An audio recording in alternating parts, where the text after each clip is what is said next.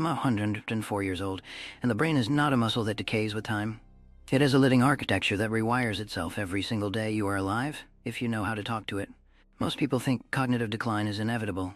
They watch their parents forget names, lose words mid-sentence, walk into a room and stand there confused, and they assume that is just what aging does. They accept it. They call it normal. But what if normal is not the same as inevitable? What if the brain's so-called decline is less about age and more about what stops happening inside the hours of a day? Because here's what the science of neuroplasticity actually reveals. The brain does not slow down because it gets old. It slows down because it stops being surprised, it stops being challenged. It settles into the same grooves, the same rotes, the same automatic patterns. And when a brain runs on autopilot long enough, those unused pathways begin to thin, not because of age, because of repetition without resistance, and that changes everything about what you think you need to do to protect your mind. The conventional advice is to do crossword puzzles, play Sudoku, take omega-3 supplements, keep socially active, and none of that is wrong, but it is surface. It treats the symptom without understanding the mechanism. Because the real driver of brain health is not stimulation in general. It is a very specific kind of stimulation that happens in a very specific window of the day, and almost nobody is using it intentionally. The brain has two dominant states. There is the task-positive network, the part of your brain that activates when you're focused, solving problems, engaging with the external world. And then there's the default mode network, the part that activates when you're not doing anything in particular, when you're resting, drifting, letting the mind wander. For decades, neuroscientists thought the default mode network was essentially idle, background noise, nothing important happening there. They were wrong, profoundly wrong. The default mode network, it turns out, is where the brain does its most critical maintenance work. It is where memories are consolidated, moved from short-term storage into long-term structural memory.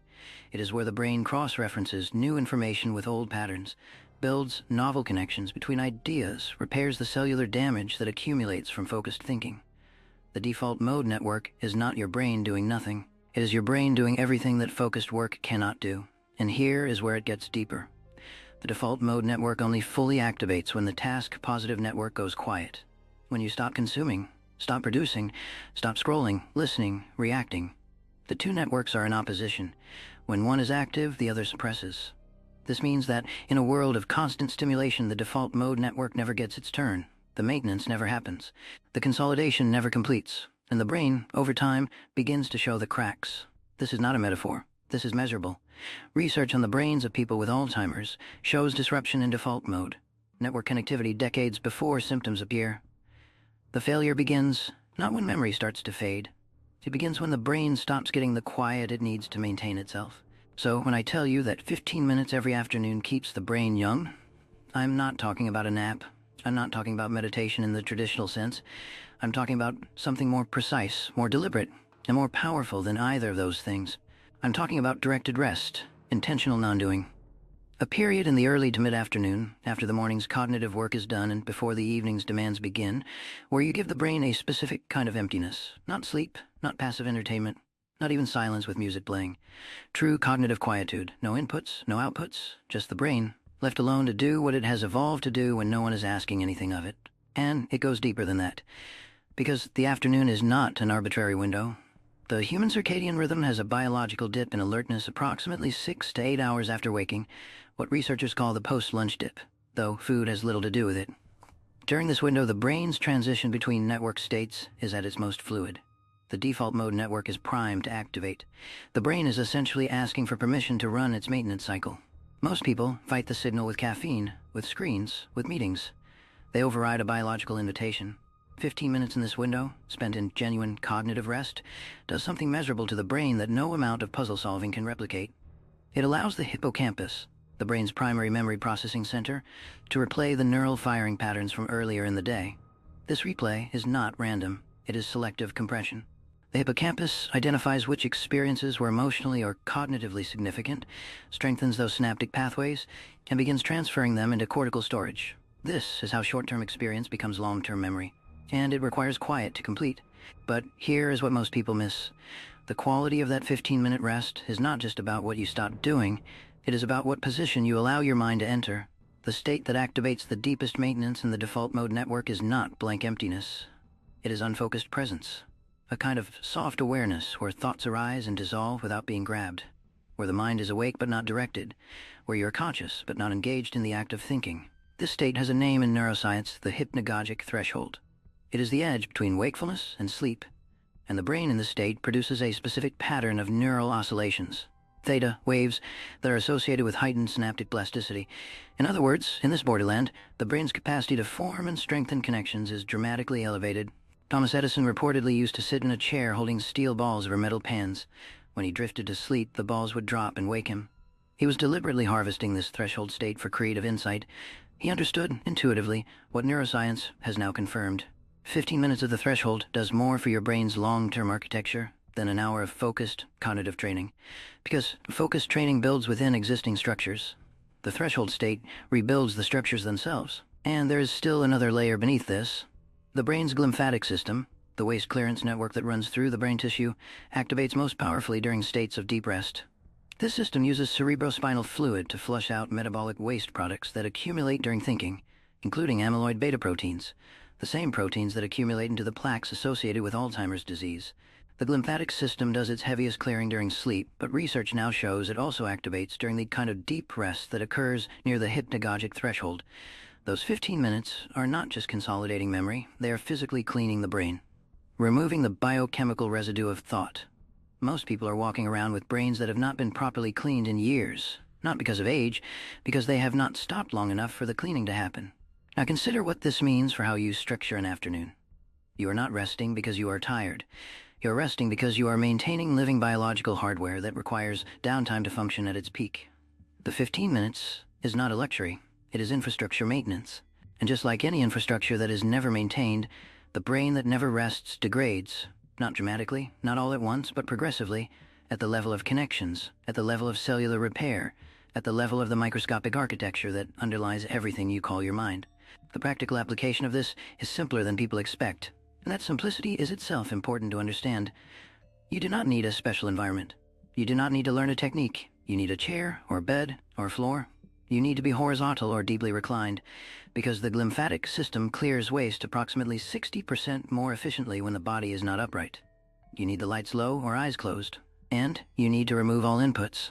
No sound, no screen, no conversation. You set a timer for 15 to 20 minutes. You close your eyes. You do not try to sleep. You do not try to think. You do not try to stop thinking. You simply allow. Whatever arises in the mind, you watch it without following it. You are present but passive. You are awake but soft. And then the timer ends and you return. That is the entire practice.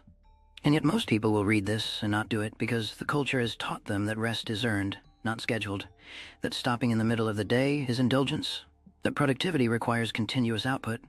These beliefs are not just wrong, they are neurologically destructive. They are the mechanism by which intelligent, capable people erode the very instrument they depend on most.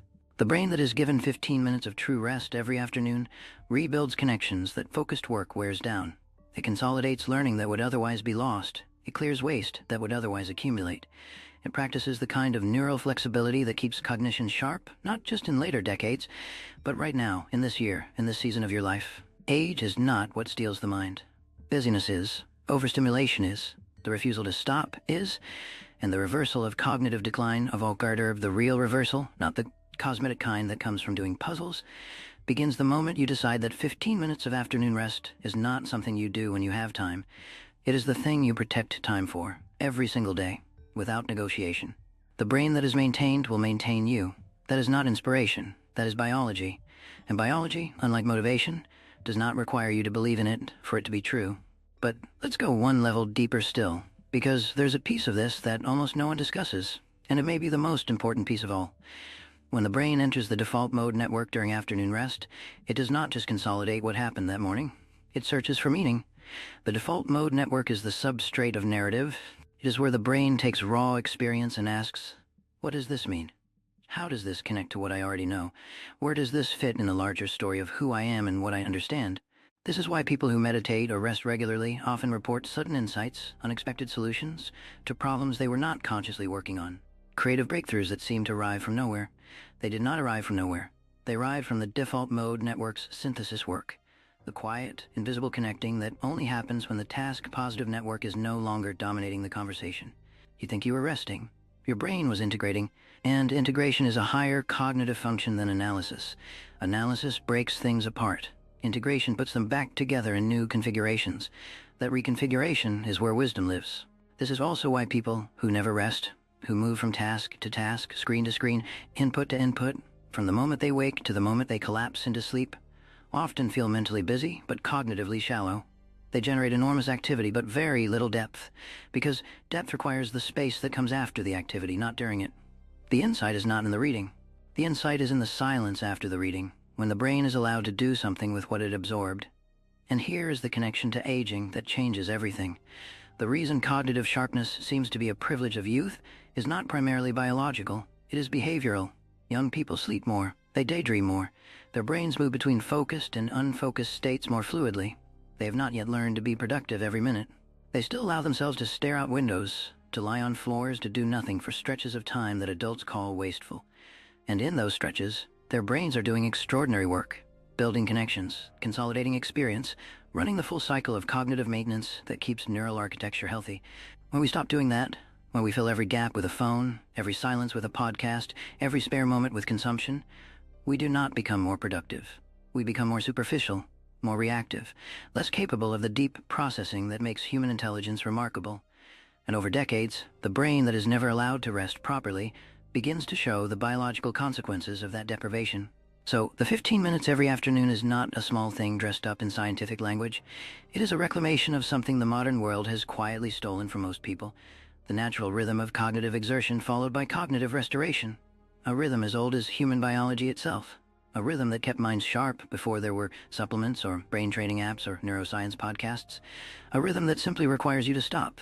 What you do in those 15 minutes will vary by person and by day. Some days, the mind will churn and refuse to quiet. That is fine. Even a churning mind in a resting body is receiving partial benefit. The glymphatic system does not require the mind to be still, only the body to be reclined. Some days you will drift close to sleep and jerk awake. That is the hypnagogic threshold activating. Let it happen. Some days you will feel nothing remarkable, and an hour later you will notice that your thinking is cleaner, your recall sharper, your mood more stable. That is the maintenance completing. The commitment is not to achieve a particular state within those 15 minutes. The commitment is to show up for them, to protect them, to treat them with the same seriousness that you would give to any intervention essential to your health. Because, in a very real biological sense, that is exactly what this is. 104 years is a long time to watch the world change. And one of the most dramatic changes is the relationship people have with their own minds. More information is available now than at any point in human history, and yet people are more cognitively depleted than ever, not because the information is harmful, because the consumption never stops long enough for the processing to complete. The brain is overwhelmed not by what it is given, but by the fact that it is never allowed to finish working on what it has already received. The age of your brain is not written in your birth year. It is written in what you do with the quiet hours. And the quiet hours are always available if you are willing to claim them,